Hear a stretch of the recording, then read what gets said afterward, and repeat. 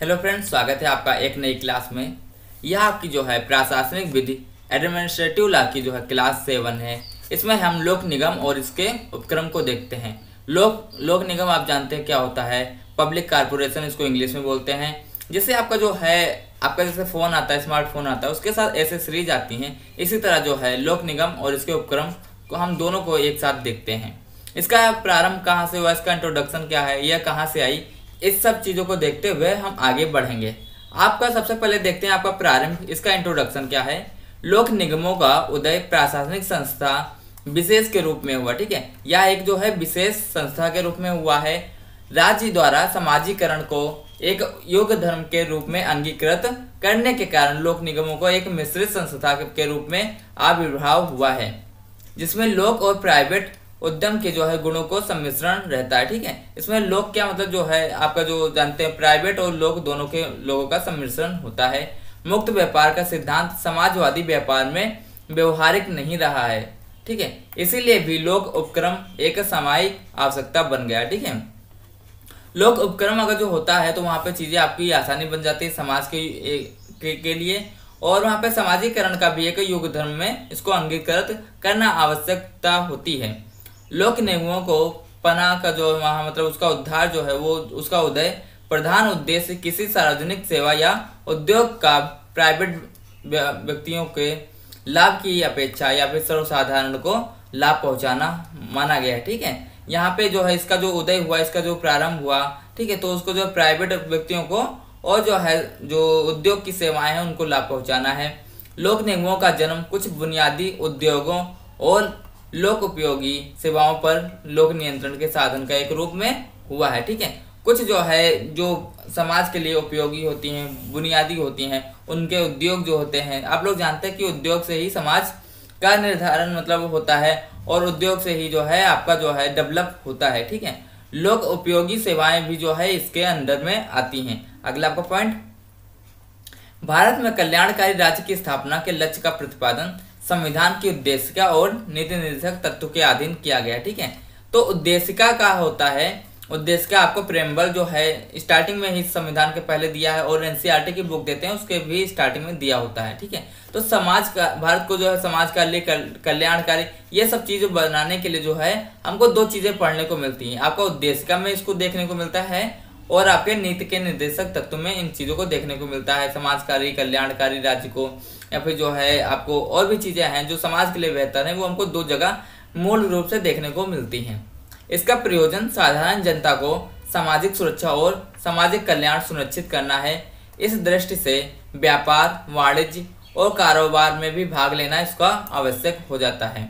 ठीक है, समाजवादी लोकतंत्रात्मक गणराज्य के उद्देश्य को प्राप्त करने हेतु राज्य एकाधिकार को संवैधानिक संरक्षण दिया गया। ठीक है, तो ये तीनों शब्द हैं। आपसे यहाँ पे एमसीक्यू क्वेश्चन पूछ सकता है कि समाजवादी लोकतंत्रात्मक गणराज्य और मान लीजिए एक और सा वर्ड दे दिया और पूछ लिया गया इसमें से कौन सा जो है आपका प्रेम्बल में नहीं दिया है, कौन सा आपको उद्देशिका में नहीं दिया। अगर तो तीनों वर्ड आपको पता होंगे तभी तो आप वहाँ पे सही टिक कर पाएंगे कि आपको जो है ये चीजें जो है आपको प्रेम्बल में दिया है।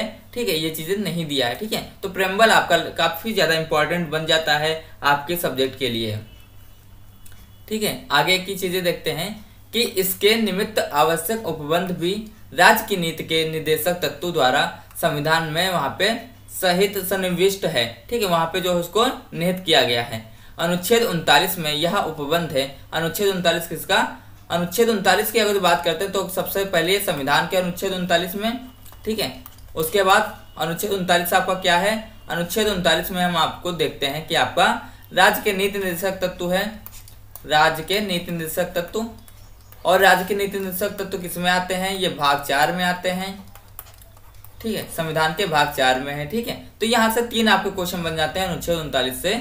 अनुच्छेद 39 में यह उपबंध किया गया है कि राज्य अपनी नीति को विशिष्ट या इस प्रकार संचालन करेगा कि सुनिश्चित रूप से समुदाय के भौतिक संसाधनों का स्वामित्व और नियंत्रण इस प्रकार बटा हो जिससे कि सामूहिक हित का सर्वोत्तम रूप में साधन हो। ठीक है, और वहां पे आर्थिक व्यवस्था इस प्रकार चले कि जिससे धन और उत्पादन साधनों का सर्वसाधारण के लिए अहितकारी संकेंद्रण ना हो। इसका क्या मतलब है, इसको हम आपको बताते हैं। आर्टिकल 39 आपका कहता है कि दो चीजें हैं, यहाँ पे एक फिजिकल की बात की गई, यहाँ पे एक जो है मनी संकेंद्रण की बात की जाए कि यहाँ पे मान लीजिए 100 रुपये हैं आपके देश में, मान लो 100 रुपये हैं और यहाँ पे 100 व्यक्ति हैं, ठीक है। यहाँ पे ये चीज़ आपको मानना पड़ेगा, मान लो 100 व्यक्ति हैं तो क्या हुआ, इस हिसाब से एक व्यक्ति को 1 रुपया जाता है। लेकिन मान लो वहाँ पे रुपयों का संकेंद्रण हो गया, संकेंद्रण हो गया मतलब सारे रुपए एक के पास चले गए, मान लो 99 रुपीज़ किसके पास चले गए, किसी एक पर्सन के पास मान लो चले गए, ठीक है।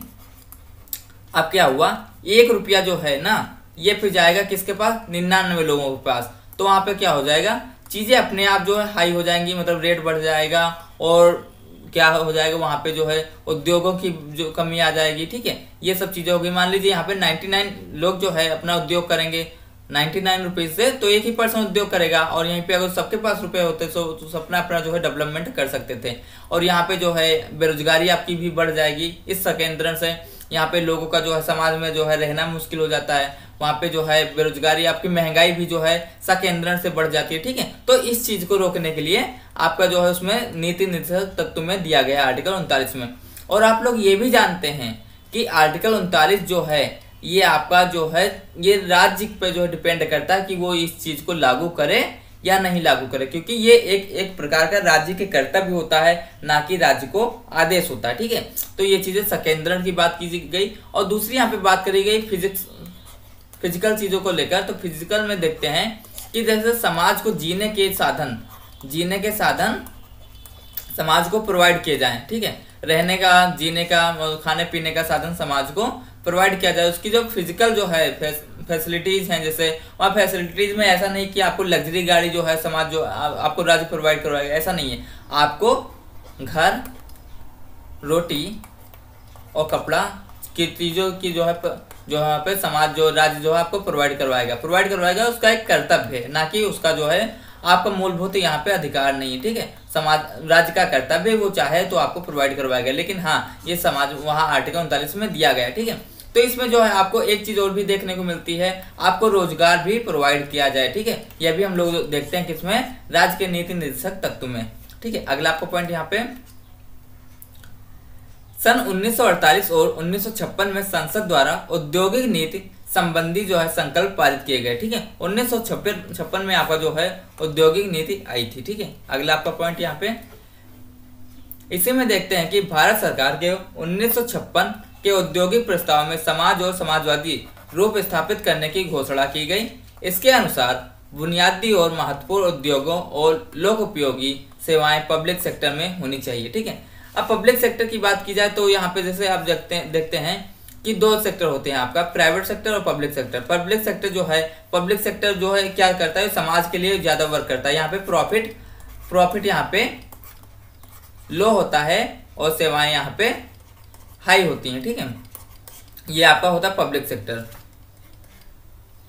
और यहाँ पे अगर यहाँ प्राइवेट सेक्टर में बात की जाए तो प्राइवेट सेक्टर में क्या होता है, वो लोग प्रॉफिट ज्यादा लेते हैं, ठीक है, और समाज को फायदा जो है कम देते हैं। फायदा मतलब वहाँ पे उनका जो है समाज कम जो है लोगों को जो है यहाँ पे फायदा मिलता है प्राइवेट सेक्टर में, ठीक है।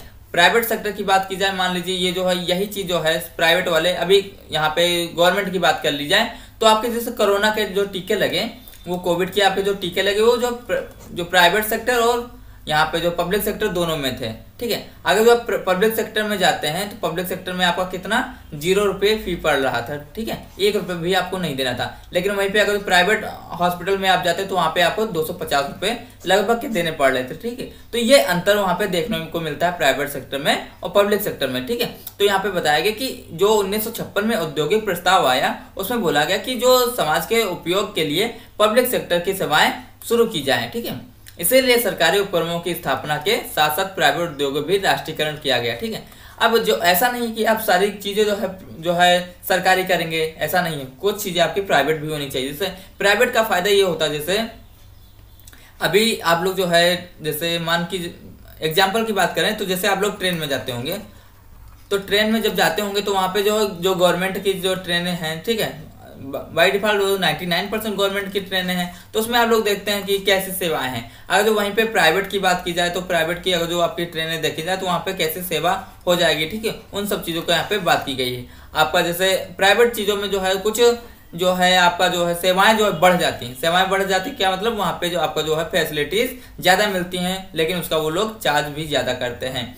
और प्राइवेट सेक्टर में ये चीज़ होती है कि ये राष्ट्रीयकरण और ग्लोबलीकरण दोनों के लिए जो है आपका जो होता है उसके लिए महत्वपूर्ण होती है। प्राइवेटाइजेशन आपका बहुत ही ज़्यादा महत्वपूर्ण लगता है किसी भी देश की जो है विकास के लिए, ठीक है।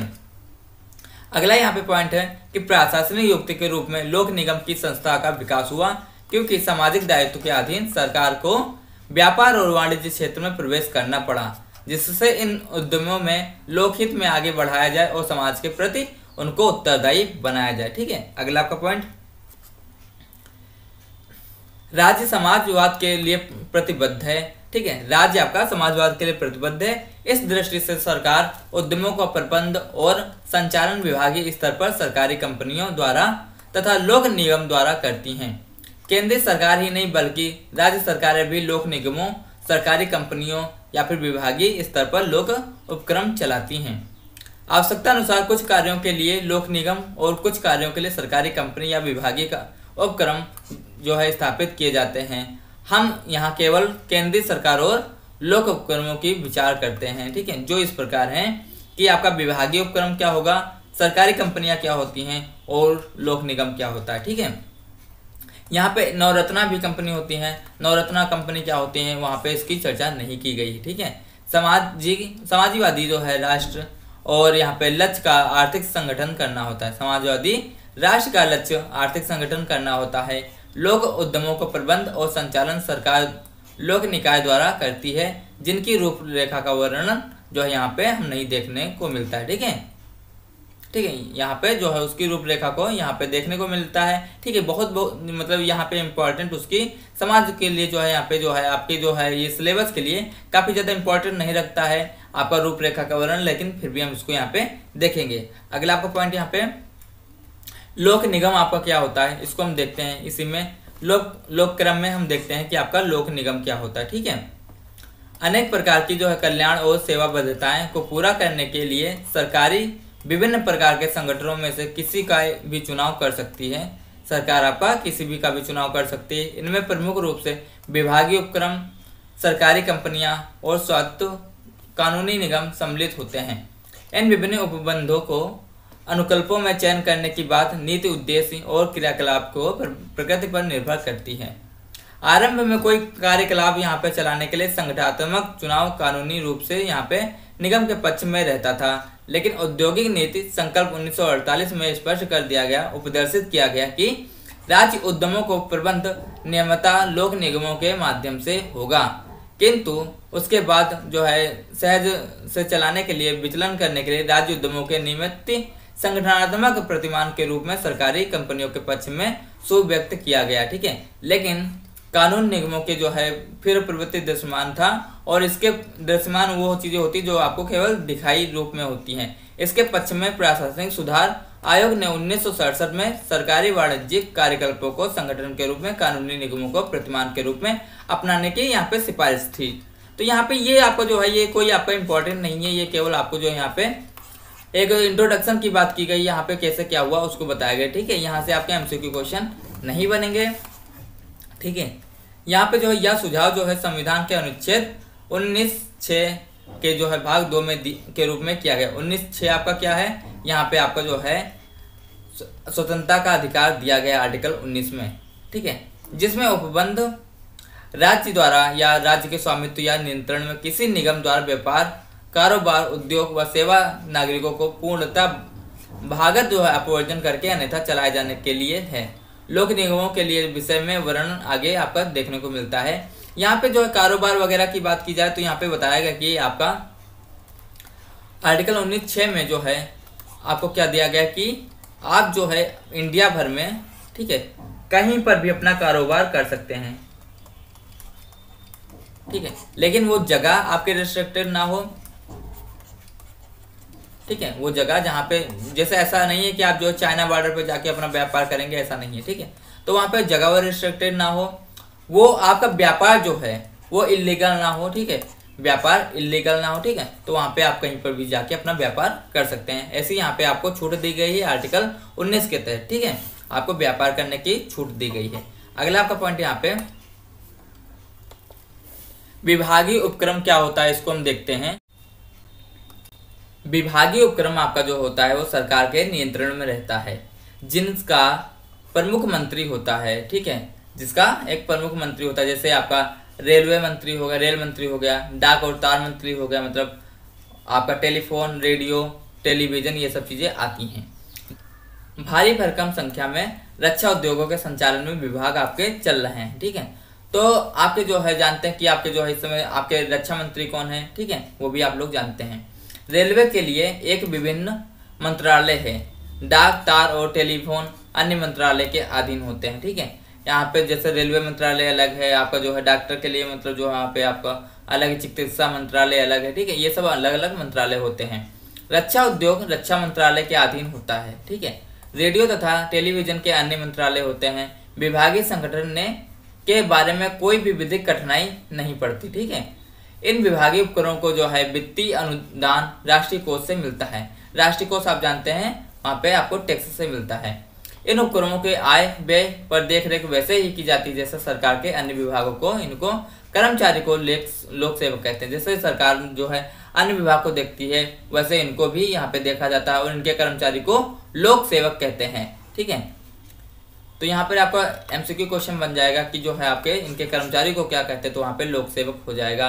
इनके विषय में संविदा और अपकृत्य के संबंध में संविधान के अनुच्छेद 229 और 299 और 300 के अधीन राज्य का उत्तरदायित्व बनता है। इनके कार्य को सरकारी कार्य कहा जाता है और क्योंकि ये सरकार की ओर से कार्य करते हैं, ठीक है, इनके कार्य को सरकारी कार्य कहते हैं। अगला आपका पॉइंट, आपकी सरकारी कंपनियां क्या होती हैं, इसको हम देखते हैं। जैसे आपने जो है नाम सुना होगा, जैसे आपका यहीं की बात की जाए तो माइक्रो, जैसे यहाँ पे माइक्रोसॉफ्ट तो आपकी जानते हैं कि जो है अमेरिकन कंपनी है, ठीक है। और यहाँ पे अगर जो अपनी इंडिया की कंपनियों में बात की जाए तो यहाँ पे आपकी टाटा है, ठीक है, तो ये आपकी प्राइवेट कंपनी है। यहीं पे अगर जो आपका जो है यहाँ पे बात की जाए कि एनटीपीसी, तो एनटीपीसी आपका जो है गवर्नमेंट की कंपनी हो जाती है, ठीक है, गवर्नमेंट का फर्म हो जाता है। और एनटीपीसी एक जो है आपका जो है नवरत्ना कंपनी होती है, आपका जो है इंडियन ऑयल वगैरह है, ये सब चीज़ें जो है आपकी सरकारी कंपनियां होती हैं, ठीक है। लोक उपक्रमों के चलाने की अन्य पद्धति सरकार कंपनियों के माध्यम से है, ठीक है। लोक उपकरणों को चलाने की अन्य पद्धति आपकी सरकारी कंपनियों के माध्यम से है। यह प्राइवेट कंपनी की तरह होती हैं जिसको कंपनी अधिनियम 1956 के अधीन जो है रजिस्ट्रीकृत किया जाना अपेक्षित है। ये सीमित जो है दायित्व वाले जो है आपकी कंपनियां होती हैं जहां सरकार की बहुसंख्य पूंजी शेयर पूंजी होती है, ठीक है। बहुसंख्यक शेयर पूंजी मतलब वहां पे सरकार का जो है 51-50% से ज्यादा वहां पे शेयर होता है, ठीक है। उनका निर्माण या तो नया उद्यम जो है आरंभ करने के लिए होता है या फिर आपका कोई विद्यमान जो है कारोबार को ग्रहण करने के लिए होता है। सरकारी कंपनी की परिभाषा कंपनी अधिनियम 1956 के अधीन धारा 617 में दी गई, ठीक है। तो यहाँ पे आपका एक एमसीक्यू क्वेश्चन बन जाता है कि सरकारी कंपनी की परिभाषा कहाँ पे दी गई है और किस धारा में दी गई, तो यहाँ पे आपका एमसीक्यू क्वेश्चन बन जाएगा। साधारण तौर पर जिस कंपनी की समादत शेयर पूंजी का 51% जो है आपका केंद्र सरकार के पास या राज्य सरकार के पास होता है, ठीक है, तो उसे आप सरकारी कंपनी कहते हैं, ठीक है। और यहाँ पे जो है इस जिसमें अलग चीजें आपकी जो है 51% सरकार का होता है और 49% जो है आपका प्राइवेट का हो सकता है, ठीक है, या फिर आपका पब्लिक का भी हो सकता है। यह सरकारी कंपनी हो जाती है, ठीक है। रजिस्ट्रीकरण के बाद आपका जो है सरकारी कंपनी अन्य किसी कंपनी की तरह जो है सुविभिन्न विधिक व्यक्ति हो जाती है, ठीक है। आपका मान लीजिए कंपनी का रजिस्ट्रीकरण हो गया, उसके बाद आप जानते हैं कंपनी भी एक विधिक व्यक्ति बन जाती है, ठीक है। ये चीजें यहाँ पे बताई गई, ठीक है। इसलिए आप जो है कंपनी पे मुकदमा भी जो है आप केस भी चला सकते हैं। अगला आपका पॉइंट, सरकारी कंपनी अन्य कंपनियों से भिन्न होती हैं क्योंकि इसकी पूंजी जो है सरकार द्वारा प्रतिश्रुत की जाती है और अन्य कोई व्यक्ति इनके शेयर को खरीद नहीं सकता, ठीक है। जब तक सरकार द्वारा इस निमित्त अनुज्ञात ना कर दिया जाए, यह सरकार द्वारा नियंत्रित की जाती हैं जो कि इसके निदेशकों को नियुक्त कर सकती हैं और हटा भी सकती हैं। प्रारंभ में लोक निगमों की स्थापना पर अधिक बल दिया जाता था, लेकिन समय के अनुक्रम में धीरे धीरे लोक निगमों के बदले सरकारी कंपनियां गठित करने की प्रथा चल पड़ी है, जिसका कारण यह है कि लोक निगम को स्थापना है तो अधिनियम की आवश्यकता होती है। जब मतलब आपका जो लोक निगम होता है उसके लिए आपको अधिनियम बनाने होते हैं। जब निगम को स्थापना और कार्यों के विधान को बनाया जाता है तो उस समय विधानमंडल को इसके कार्यकरण में आने वाली कठिनाइयां और अड़चनों का आभास नहीं रहता है। ठीक है, आपका जैसे लोक निगम बनता है तो उस समय जो है विधानमंडल में उस चीज को जो है इसके सामने क्या क्या कठिनाइयां आएंगी इसका कोई आभास नहीं होता। ठीक है, इनका पता तब चलता है जब आपका लोक निगम अपना काम करना स्टार्टिंग कर देता है। इन अवरोधों को दूर करने के लिए अधिनियम के संशोधन की आवश्यकता पड़ती है।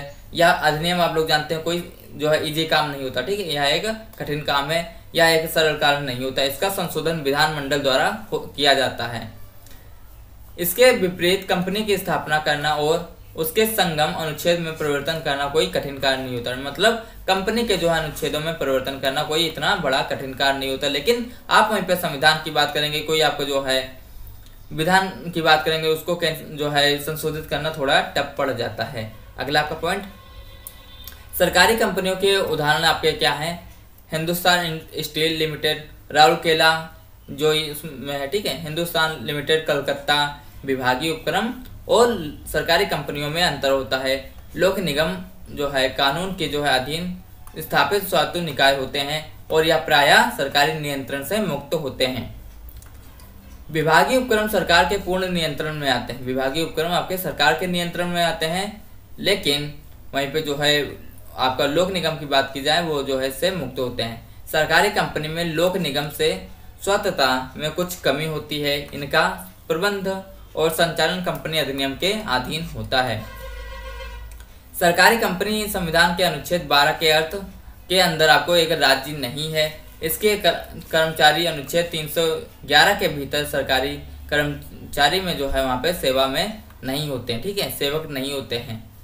सरकारी कंपनियां राज्य की परिभाषा में नहीं आती, आपको अभी बताया। ठीक है, तो यहाँ पे भी आपका एक एमसीक्यू क्वेश्चन बन सकता है। ठीक है, अतः वे उच्च न्यायालय के अनुच्छेद 226 की रिट अधिकारिता के जो है अधीन भी नहीं आती। फिर भी परमादेश रिट कंपनी के विरुद्ध कानूनी या फिर लोक कर्तव्य प्रवर्तित करने के लिए जारी की जा सकती है। ठीक है, तो यहाँ पर रिट की बात की जाए तो रिट आप जो है 226 के तहत आप जानते हैं उच्च न्यायालय जो है आपका रिट जारी करता है और आर्टिकल 32 के तहत आपका कौन उच्चतम न्यायालय जो है रिट को जारी करता है। ठीक है, ये चीजें यहाँ पे बताई गई। अगला आपका पॉइंट, सरकारी कंपनियां जो है बात की जाए तो उसमें एक उदाहरण है कि एक मामले में केरल उच्च न्यायालय ने सरकारी कंपनी के विरुद्ध आयात और निर्यात नियंत्रण अधिनियम के अधीन काजू के विषय में आयात और निर्यात के विनियमन में जो संबंध में रिट जारी किया था, क्योंकि इसमें कंपनी द्वारा कानूनी कर्तव्य का उल्लंघन किया गया था। सरकारी कंपनियां सरकार के परिकरण या फिर अभिकरण के रूप में कार्य करते हुए सरकार की ओर से कार्य करती हैं। ठीक है, सरकार की ओर से कार्य करते हैं मतलब जो वहाँ पे गलती होती है तो वहाँ पर भी सरकार की गलती होती है। यद्यपि की विधि की दृष्टि में उनका सुभिन्न व्यक्तित्व है, इसके कार्य भी राज्य के कार्य भी। ठीक है, इनके कार्य भी राज्य के कार्य हैं और राज्य की तरफ से वे लोक सेवक कार्रवाई के मूलभूत प्रतिमानों के ध्यान रखने के लिए आबद्ध होते हैं। ठीक है, तो यहाँ पे ये चीजें बताई गई। अगला आपका पॉइंट, आपका लोक निगम अब क्या होता है इसको हम विस्तृत चर्चा करते हैं। लोक निगम क्या होता है, इसके पहले जो हम लोगों ने पढ़ा वो आपका इंट्रोडक्शन था लोक निगम का। ठीक है, अब लोक निगम को हम देखते हैं। सामाजिक तथा आर्थिक क्षेत्रों में राज्य ने केवल प्रवेश ही नहीं लिया है, ठीक है, बल्कि जड़ भी अपनी जमा ली है। समाज को समाजवादी रूप में स्थापित करने की दृष्टि से राज्य का प्रधान उद्देश्य होता है, मतलब मुख्य उद्देश्य होता है कि आर्थिक संगठन करे। ठीक है, वहाँ पे चीजों को बढ़ाए। भारत जैसे समाजवादी देश का लक्ष्य मिश्रित अर्थव्यवस्था को बनाना होता है। इस प्रकार की प्रणाली में जो है लोक उद्यम और प्राइवेट उद्यम दोनों साथ साथ कार्य करते हैं। लोक उद्योगों का प्रबंध और संचालन जो है स्वायत्त लोक निगमों के द्वारा किया जाता है और लोक निगमों का प्रयोग कई उद्देश्यों के पूर्ति के लिए होता है। आपका संविधान के अनुच्छेद 6 की बात की जाए तो वहीं पे इसका जो है व्यापार चलाने के कारगर चलाने के लिए सब चीजों के लिए किया जाता है। राज्य का व्यापारिक क्षेत्र में प्रवेश समय की आवश्यकता भी लोक निगम को एक प्रभावी कारण बना देता है वहां पे उसकी एंट्री करने को। लोक निगम ऐसी स्थिति में बहुत उपयुक्त होता है जहां उपक्रम की असाधारण आवश्यकताओं को समाज करना, वहां पर सामना करना अपेक्षित होता है। ठीक है, अर्थात लोक उपयोगिता जो है या एकाधिकार की प्रकृति की है या विशेष उपबंधों की इसकी अपेक्षा करता है, या जब यह विद्यमान प्राइवेट उद्यम का जो है राष्ट्रीयकरण करना होता है, ग्लोबलीकरण करना होता है, प्राइवेटाइजेशन करना होता है, तो इस तरह जो है जीवन बीमा का कारोबार 1956 के पूर्व प्राइवेट व्यक्तियों के हाथ में था।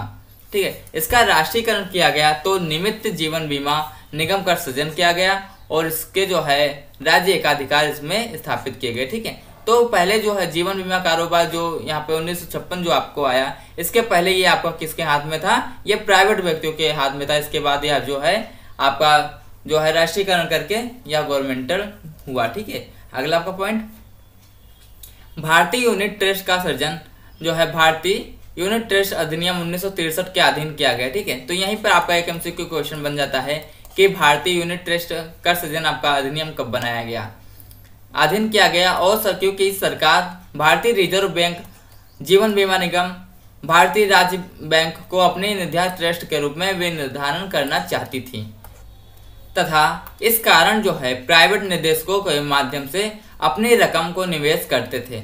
विद्युत बोर्डों को जो है कानूनी निकाय के रूप में जो है सर्जित किया गया क्योंकि वो लोक के उपयोगी में सेवा चलाते थे। विद्युत वाले जो वहाँ पे जो थे, विद्युत आप जानते हैं ना क्या कनेक्शन, लाइट की बात की गई। लोक निगमों को जो है नीति संबंधी विषयों को छोड़कर अपने कार्य संचालन की स्वतंत्रता होती थी। ये लोक निकाय सरकारी लालतिफीशाही और विलंब से मुक्त होते थे। ठीक है, तो वहाँ पे जो है आपका जो है वही बात की जाए तो लालच वगैरह यहाँ पे इनका नहीं होता था। लोक निकाय जो होते थे उनका जो है इस सब चीज़ों से मुक्त होते थे। उनका जो है वहाँ पे प्रॉफिट लेना मेन उद्देश्य नहीं होता था। वहाँ पे समाज को जो है बढ़िया से बढ़िया सेवा देना उनका एक उद्देश्य होता था। लोक उपयोगी सेवाओं और वाणिज्यिक कार्यों में जो है पहल और लोच का भी जो यहाँ पे नहीं देखने को मिलता है और इसकी जो है दृष्टिकोण यहाँ पे इसको वस्तुपरक दृष्टिकोण की जरूरत यहाँ पे होती है। यही बात है कि विभागीय उपक्रम में सरकारी कंपनियों से लोक निगम लोक उपयोगी और वाणिज्यिक कार्यों के लिए अधिक उपयुक्त समझे जाते हैं। ठीक है, यही कारण है कि आपके उपक्रम जो होते हैं वो सरकारी कंपनियों से अधिक लोक निगम जो है लोक उपयोगी समझे जाते हैं। इस बात के कारण दिल्ली परिवहन संस्थान जो एक सरकारी उपक्रम था दिल्ली परिवहन निगम में परिवर्तित कर दिया गया। ठीक है, फिर क्या हुआ, यह आपका क्या बन गया, ये आपका एक निगम बन गया। आकाशवाणी जो एक विभागीय उपक्रम है लोक निगम में बदलने की जोरों से चीजें वहां पे चल रही हैं। कतिपय क्षेत्र ऐसे हैं कि जहां प्राइवेट उद्यमी भाग नहीं लेना चाहते या उनमें कार्य करने की क्षमता नहीं है, तो ऐसी दशा में लोक निगम की वहां पर अवलंब लेना पड़ता है। मतलब वहां पे लोक निगम को वहां पे आगे लाना पड़ता है। अगला आपका पॉइंट, यहाँ पे एक उदाहरण दिया गया है कि दामोदर घाटी का विकास का कार्य इसी क्षेत्र में आता है। ठीक है, इस नदी में जब बाढ़ आ जाती है तो इससे बिहार और पश्चिमी बंगाल राज्यों को बड़ी क्षति होती है। यह बाढ़ नियंत्रण कार्य बहुत कठिन था। इस निमित्त दामोदर घाटी अधिनियम 1948 पारित किया गया और जिसके अधीन दामोदर घाटी निगम की स्थापना की गई। इस निगम से बाढ़ नियंत्रण के कारण दोनों प्रभावित राज्यों को फायदा हुआ। ठीक है, जहां पे सरकार अपना काम नहीं कर पाती तो वहां पे क्या करता है, एक वहां पे निगम को स्थापना कर देती है। ठीक है, तो उससे जो है चीजों को समाज को फायदा होता है। अगला आपका पॉइंट, इसकी परिभाषा क्या है, लोक निगम की परिभाषा क्या है, इसको हम देखते हैं। किसी भी अधिनियम या न्यायालय ने लोक निगम पद की कोई परिभाषा यहाँ पे परिभाषित नहीं किया है, ना ही उसको परिभाषित करने का प्रयत्न किया है। इसका ना कोई नियमित रूप है और ना कोई निर्दिष्ट कृत्य है। यहाँ पे उसका ना कोई यहाँ पे एक जो है मतलब रूप की बात की जाए तो यहाँ पे एक कोई शेप नहीं है और इसका एक कोई प्रमुख कृत्य भी नहीं है, मतलब काम नहीं है। लोक निगम एक मिश्रित संस्थान है जिसमें व्यापारिक कंपनी और सरकारी विभाग के चिन्ह विद्यमान है। मतलब दोनों लोग आते हैं, व्यापारिक कंपनी और सरकारी विभाग। लोक निगमों की स्थापना कानून द्वारा किसी उद्योग या लोक सेवा को प्राइवेट करने के लिए यहाँ पे की जाती है। प्रोफेसर वेड भी इसका निरूपण है। प्रोफेसर वेड का भी निरूपण है कि लोक निगम एक मिश्रित संस्थान है। प्रोफेसर वेड आप जो थे ये एक विधि शास्त्री थे जिसमें कुछ चिन्ह सरकारी विभाग के होते हैं और कुछ आपके प्राइवेट के, जो केंद्रीय और स्थानीय सरकार के सामान्य ढांचे से बाहर होता है। जहां कहीं भी निगमित व्यक्तित्व प्रदान किया जाना सुविधाजनक होता है वहां इसका प्रयोग किया जाता है। लोक निगमों का अपना अपना विधिक अस्तित्व होता है और नीति संबंधों प्रश्नों को छोड़कर वे अपने अन्य कृत्यों से स्वाधीन होते हैं। अगला आपका पॉइंट, सुखदेव बनाम भगत सिंह के जो है वाद में न्यायमूर्ति मैथ्स ने कहा कि मर्म की बात है कि लोक निगम एक नई प्रकार की संस्था है जिसका उद्देश्य सरकार के नए नए सामाजिक और आर्थिक कृत्यों के कारण हुआ है और इसीलिए यह स्पष्ट पुरानी विधिक संस्थाओं के वर्गों में नहीं रखी जाती। इसको उनमें रखने के बजाय जो है पश्चावर्ती को बदलते हुए समय और स्थितियों की आवश्यकता के अनुसार इसको बनाया जाना चाहिए। ठीक है, ये आपके जो पॉइंट है ये आपका कोई इतना इंपॉर्टेंट नहीं है, यहाँ पे आपका एमसीक्यू क्वेश्चन नहीं बनेगा, लेकिन हाँ आपका ये बन सकता है कि सुखदेव बनाम भगत सिंह किससे रिलेटेड केस है, तो वहाँ पे आपका लोक निगम हो जाएगा। ठीक है, इसके आगे वस्तुतः निगम शब्द का प्रयोग एक सामान्य शब्द के रूप में होता है। न्यायिक व्यक्तियों में निगमित करने की प्रक्रिया या उसके कार्यों की प्रकृति के कारण मतभेद हो सकते हैं। उनके नामों में जो है निगम लगाना जरूरी नहीं होता है। ठीक है, कोई जरूरी नहीं है कि कोई चीज़ आप बनाए तो उसमें निगम लगाएं। जैसे आपका खादी और ग्रामोद्योग आयोग है, तेल और प्राकृतिक गैस आयोग है, भारतीय रिजर्व बैंक है, भारतीय राज्य बैंक है और केंद्रीय रेशम बोर्ड, ये सब चीज़ें आती हैं। ये निगम है लेकिन इनके नाम में आपको निगम नहीं देखने को मिलता है। ठीक है, इसकी परिभाषा इस प्रकार की जाती है कि लोक निगम एक अभिकरण है जिसका सृजन विधानमंडल के अधिनियम द्वारा किया जाता है, जो सरकार की ओर से किसी सेवा के संचालन करता है, किंतु एक स्वतंत्र विधिक सत्ता के रूप में जिसके पास स्वयं अपनी निधि होती है। ठीक है, तो इसको जो ये निगम होते हैं इनकी निधि वगैरह जो है इनकी स्वयं की होती है और अधिकांशतः प्रबंध में स्वायत्त ये होते हैं, ये खुद अपना प्रबंध करते हैं, मैनेजमेंट अपना खुद करते हैं। गार्नर के अनुसार, गार्नर भी आपके एक विधि शास्त्री थे, लोक निगम एक विधिक सत्ता है जिसकी स्थापना संसद द्वारा और सदैव विधिक प्राधिकार के अधीन प्रायः विशेष कानून के रूप में और राष्ट्रीय हित में जो है यहाँ पे की जाती है।